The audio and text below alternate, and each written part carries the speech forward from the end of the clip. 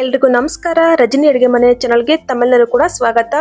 ಇವತ್ತಿನ ವಿಡಿಯೋದಲ್ಲಿ ಸ್ಪೆಷಲ್ ಆಗಿ ಬೆಳಗಿನ ಬ್ರೇಕ್ಫಾಸ್ಟ್ಗೆ ತುಂಬಾನೇ ಸಿಂಪಲ್ ಆಗಿ ಟೇಸ್ಟ್ ಆಗಿರತಕ್ಕಂತ ರೆಸಿಪಿ ಮಾಡೋದನ್ನ ತೋರಿಸ್ಕೊಡ್ತಾ ಇದ್ದೀನಿ. ಮೊದಲದಾಗಿ ನಾನಿಲ್ಲಿ ಒಂದು ಮಿಕ್ಸಿಂಗ್ ಬೌಲ್ಗೆ 1 ಕಪ್ ಆಗುವಷ್ಟು ಗೋಧಿ ಹಿಟ್ಟನ್ನು ಸೇರಿಸ್ಕೊಳ್ತಾ ಇದ್ದೀನಿ. ನಂತರ ಇದಕ್ಕೆ 1 ಟೇಬಲ್ ಸ್ಪೂನ್ ಅಷ್ಟು ಸಕ್ಕರೆನ ಹಾಕೊಳ್ತಾ ಇದ್ದೀನಿ. ಸಕ್ಕರೆನ ಹಾಕೋದ್ರಿಂದ ಕಲರ್ ತುಂಬಾನೇ ಚೆನ್ನಾಗಿರುತ್ತೆ. ನಂತರ ಇದಕ್ಕೆ ರುಚಿಗೆ ತಕ್ಕಷ್ಟು ಉಪ್ಪನ್ನು ಹಾಕೊಳ್ತಾ ಇದ್ದೀನಿ. ಸ್ವಲ್ಪ ಉಪ್ಪನ್ನ ಕಡಿಮೆ ಹಾಕೊಂಡು ಈ ರೀತಿಯಾಗಿ ಚೆನ್ನಾಗಿ ಒಂದ್ಸಲ ಮಿಕ್ಸ್ ಮಾಡ್ಕೊಳ್ಳೋಣ. ಹಾಗೆ ಫ್ರೆಂಡ್ಸ್, ನಿಮ್ಮ ಹತ್ರ ಒಂದು ರಿಕ್ವೆಸ್ಟ್ ಮಾಡ್ಕೊಳ್ತಾ ಇದ್ದೀನಿ.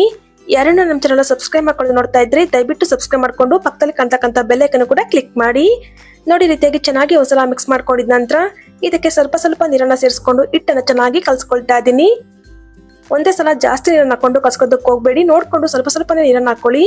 ನಾನಿಲ್ಲಿ 1.5 ಕಪ್ ಆಗುವಷ್ಟು ನೀರನ್ನು ಸೇರಿಸ್ಕೊಂಡು ಚೆನ್ನಾಗಿ ರೀತಿಯಾಗಿ ಕಲ್ಸ್ಕೊಳ್ತಾ ಇದ್ದೀನಿ. ನಾವು ನಾರ್ಮಲ್ ಆಗಿ ದೋಸೆ ಮಾಡ್ಕೊಳ್ತೀವಲ್ಲ ಆ ರೀತಿ ಹಿಟ್ಟನ್ನ ಕಲ್ಸ್ಕೊಳ್ಬೇಕಾಗತ್ತೆ. ತುಂಬಾ ತೆಳುವಾಗೂ ಬೇಡ, ತುಂಬಾ ಗಟ್ಟಿಯಾಗೂ ಬೇಡ. ನೋಡಿ, ಈ ರೀತಿಯಾಗಿ ಹಿಟ್ಟನ್ನ ಕಲ್ಸ್ಕೊಳ್ಬೇಕು. 1.5 ಕಪ್ ಅಷ್ಟು ನೀರನ್ನ ಹಾಕೊಂಡ್ರೆ ಕರೆಕ್ಟ್ ಆಗುತ್ತೆ. ನೋಡಿ, ಈ ರೀತಿಯಾಗಿ ಹಿಟ್ಟನ್ನು ಚೆನ್ನಾಗಿ ಮಿಕ್ಸ್ ಮಾಡ್ಕೊಂಡು ಇದನ್ನ ಇವಾಗ ಪಕ್ಕಕ್ಕೆ ತಿರ್ಕೊಳ್ತಾ ಇದ್ದೀನಿ. ನೆಕ್ಸ್ಟ್ ಇವಾಗ ಒಂದು ಮಿಕ್ಸಿಂಗ್ ಬೌಲ್ ತಗೊಂಡಿದ್ದೀನಿ. ಅದಕ್ಕೆ ಒಂದು 5 ಮೊಟ್ಟೆನ ಒಡೆದು ಸೇರಿಸ್ಕೊಳ್ತಾ ಇದ್ದೀನಿ. ನೀವಿಲ್ಲಿ ಮೊಟ್ಟೆನ ಹೆಚ್ಚು ಕಡಿಮೆ ಕೂಡ ಸೇರಿಸ್ಕೊಳ್ಬಹುದು. ಮಕ್ಕಳಿಗೆ ಈ ರೀತಿಯಾಗಿ ಮಾಡ್ಕೊಟ್ರೆ ತುಂಬಾನೇ ಇಷ್ಟಪಟ್ಟು ತಿಂತಾರೆ. ಖಂಡಿತ ಒಂದ್ಸಲ ಟ್ರೈ ಮಾಡಿ ನೋಡಿ. ನೋಡಿ, ನಾನಿಲ್ಲಿ 5 ಮೊಟ್ಟೆಲು ಸಹ ಇದೇ ರೀತಿ ಒಡೆದು ಸೇರಿಸ್ಕೊಂಡಿದ್ದೀನಿ. ನಂತರ ಇದಕ್ಕೆ 1 ಈರುಳ್ಳಿನ ಕಟ್ ಮಾಡಿ ಸೇರಿಸ್ತಾ ಇದ್ದೀನಿ. ಸಣ್ಣ ಕಟ್ ಮಾಡಿ ಸೇರಿಸ್ಕೊಳ್ಳಿ. ನಂತರ ಇದಕ್ಕೆ ಒಂದೇ ಒಂದು ಹಸಿಮೆಣಸಿನಕಾಯಿಯನ್ನು ಕೂಡ ಸಣ್ಣ ಕಟ್ ಮಾಡಿ ಹಾಕೊಳ್ತಾ ಇದ್ದೀನಿ.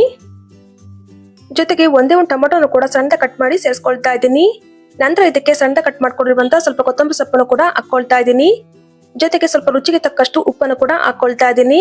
ನಂತರ ಇದಕ್ಕೆ ಒಂದು ಅರ್ಧ ಟೇಬಲ್ ಸ್ಪೂನ್ ಅಷ್ಟು ಚಾಟ್ ಮಸಾಲಾನ ಸೇರಿಸ್ಕೊಳ್ತಾ ಇದ್ದೀನಿ. ಚಾಟ್ ಮಸಾಲ ಬಂದ ಆಪ್ಷನಲ್, ಬೇಕಿದ್ರೆ ಹಾಕೊಳ್ಳಿ, ಬೇಡಾದ್ರೆ ಸ್ಕಿಪ್ ಮಾಡಬಹುದು. ಚಾಟ್ ಮಸಾಲ ಬದಲಾಗಿ ನೀವು ಇಲ್ಲಿ ಗರಂ ಮಸಾಲಾನು ಕೂಡ ಸೇರಿಸ್ಕೊಳ್ಬಹುದು. ಸೇರಿಸ್ಕೊಂಡು ರೀತಿಯಾಗಿ ಚೆನ್ನಾಗಿ ಒಂದ್ಸಲ ಮಿಕ್ಸ್ ಮಾಡ್ಕೊಳ್ಳೋಣ. ಮಕ್ಕಳಿಗೆ ಏನಾದ್ರೂ ಕೊಡ್ತಾ ಇದ್ರೆ ಹಸಿಮೆಣಸಿನಕಾಯಿ ಬದಲಾಗಿ ನೀವು ಇಲ್ಲಿ ಖಾರದ ಪುಡಿನ ಯೂಸ್ ಮಾಡಬಹುದು. ನೋಡಿ, ರೀತಿಯಾಗಿ ಒಂದು ಸ್ಪೂನ್ ಇಂದ ಅಥವಾ ಈ ರೀತಿಯಾಗಿ ಹ್ಯಾಂಡ್ ವಿಸ್ಕರ್ ಇಂದ ಚೆನ್ನಾಗಿ ಬೀಟ್ ಮಾಡ್ಕೊಳ್ಳಿ. ನೋಡಿ, ರೀತಿಯಾಗಿ ಬೀಟ್ ಮಾಡ್ಕೊಂಡು ಇದನ್ನು ಕೂಡ ಪಕ್ಕಕ್ಕೆ ತಿರ್ಕೊಳ್ತಾ ಇದ್ದೀನಿ. ನೆಕ್ಸ್ಟ್ ಇವಾಗ ಗ್ಯಾಸ್ ಮೇಲೆ ಒಂದು ಪ್ಯಾನ್ ಇಟ್ಕೊಂಡಿದ್ದೀನಿ. ಅದಕ್ಕೆ ಸ್ವಲ್ಪ ಎಣ್ಣೆನ ಈ ರೀತಿಯಾಗಿ ಸ್ಪ್ರೆಡ್ ಮಾಡ್ಕೊಳ್ತಾ ಇದ್ದೀನಿ. ನೀವು ಇದೇ ತರ ದೋಸೆ ಪ್ಯಾನ್ ಕೂಡ ಮಾಡ್ಕೊಳ್ಬಹುದು.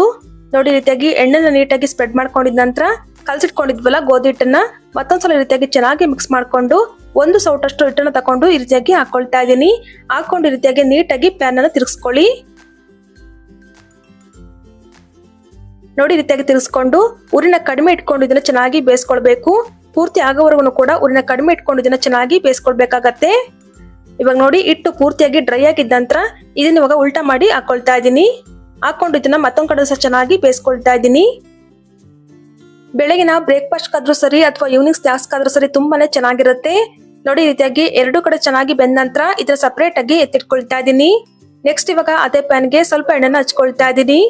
ನಂತರ ನಾವು ಮಿಕ್ಸ್ ಮಾಡಿ ಇಟ್ಕೊಂಡಿದ್ವಲ್ಲ ಮೊಟ್ಟೆನ ಮತ್ತೊಂದ್ಸಲ ಈ ರೀತಿಯಾಗಿ ಚೆನ್ನಾಗಿ ಮಿಕ್ಸ್ ಮಾಡ್ಕೊಂಡು ಹಾಕೊಳ್ತಾ ಇದ್ದೀನಿ. 1-2 ಸೌಟಷ್ಟು ಹಾಕೊಳ್ಳಿ. ನೋಡಿ, ಈ ರೀತಿಯಾಗಿ 1-2 ಸೌಟಷ್ಟು ಹಾಕೊಂಡು ಚೆನ್ನಾಗಿ ಇದನ್ನ ತಿರ್ಸ್ಕೊಳ್ಳೋಣ. ಈ ತರ ತಿರ್ಸ್ಕೊಂಡು ಉರಿನ ಕಡಿಮೆ ಇಟ್ಕೊಂಡು ಇದನ್ನ ಚೆನ್ನಾಗಿ ಬೇಯಿಸ್ಕೊಳ್ಬೇಕಾಗತ್ತೆ. ಒಂದು ಅರ್ಧ ಭಾಗ ಚೆನ್ನಾಗಿ ಬೆಂದ ನಂತರ ನಾವು ರೆಡಿ ಮಾಡಿ ಇಟ್ಕೊಂಡಿದ್ವಲ್ಲ ದೋಸೆನ ಇದ್ರ ಮೇಲೆ ಇಡ್ತಾ ಇದ್ದೀನಿ. ನೋಡಿ, ಈ ರೀತಿಯಾಗಿ ಇಟ್ಟು ಸ್ವಲ್ಪ ಈ ರೀತಿಯಾಗಿ ಪ್ರೆಸ್ ಮಾಡ್ಕೊಳ್ತಾ ಇದ್ದೀನಿ. ನೋಡಿ, ಈ ರೀತಿಯಾಗಿ ಲೈಟ್ ಆಗಿ ಪ್ರೆಸ್ ಮಾಡ್ಕೊಂಡು ಚೆನ್ನಾಗಿ ಇದನ್ನ ಬೇಯಿಸ್ಕೊಳ್ಳೋಣ. ಒಂದ್ ಕಡೆ ಚೆನ್ನಾಗಿ ಬೆಂದ ನಂತರ ಈ ರೀತಿಯಾಗಿ ಉಲ್ಟಾ ಮಾಡಿ ಹಾಕೊಳ್ತಾ ಇದ್ದೀನಿ. ನೋಡಿ, ಇಷ್ಟನೇ. ಇದು ತುಂಬಾ ಸಿಂಪಲ್ ಆಗಿ ಯಾರು ಬೇಕಾದ್ರೂ ಕೂಡ ಮಾಡ್ಕೊಳ್ಬಹುದು. ಮಕ್ಕಳಿಗೆ ಈ ರೀತಿಯಾಗಿ ಒಂದ್ ಮಾಡ್ಕೊಟ್ರೆ ಸಾಕು, ಹೊಟ್ಟೆ ಫುಲ್ ಆಗುತ್ತೆ. ಖಂಡಿತ ಒಂದ್ಸಲ ಟ್ರೈ ಮಾಡಿ ನೋಡಿ. ಟ್ರೈ ಮಾಡಿದ ನಂತರ ಯಾವ ರೀತಿ ಬಂತಂತನೂ ಕೂಡ ಕಮೆಂಟ್ ಮೂಲಕ ತಿಳಿಸಬಹುದು. ಇದೇ ತರ ಎಲ್ಲವನ್ನು ಕೂಡ ರೆಡಿ ಮಾಡಿ ತೋರಿಸ್ತಾ ಇದೀನಿ, ನೋಡಬಹುದು ಎಷ್ಟು ಚೆನ್ನಾಗಿ ಬಂದಿದೆ ಅಂತ. ಟೇಸ್ಟ್ ಮಾತ್ರ ತುಂಬಾ ಚೆನ್ನಾಗಿರುತ್ತೆ. ನೀವು ಕೂಡ ಒಂದ್ಸಲ ಟ್ರೈ ಮಾಡಿ ಹೇಗ್ ಬಂದಿತ್ತು ಅಂತ ಕಮೆಂಟ್ ಮೂಲಕ ತಿಳಿಸಬಹುದು. ಸೊ ನೋಡಿದ್ರಲ್ಲ ಫ್ರೆಂಡ್ಸ್, ಇವತ್ತಿನ ವಿಡಿಯೋ ನಿಮಗೆ ಸ್ವಲ್ಪನಾದ್ರೂ ಇಷ್ಟ ಆಗಿದ್ರೆ ವಿಡಿಯೋಗೊಂದು ಲೈಕ್ ಮಾಡಿ. ಹಾಗೆ ಫ್ರೆಂಡ್ಸ್ ಫ್ಯಾಮಿಲಿ ಜೊತೆ ಕೂಡ ಶೇರ್ ಮಾಡಿ. ಮತ್ತಷ್ಟು ಇದೇ ತರ ಸಿಂಪಲ್ ಅಂಡ್ ಕ್ವಿಕ್ ರೆಸಿಪಿಗಾಗಿ ದಯವಿಟ್ಟು ರಜನಿ ಅಡುಗೆ ಮನೆ ಚಾನಲ್ ನ ಸಬ್ಸ್ಕ್ರೈಬ್ ಮಾಡ್ಕೊಂಡು ಸಪೋರ್ಟ್ ಮಾಡಿ. Thank you for watching.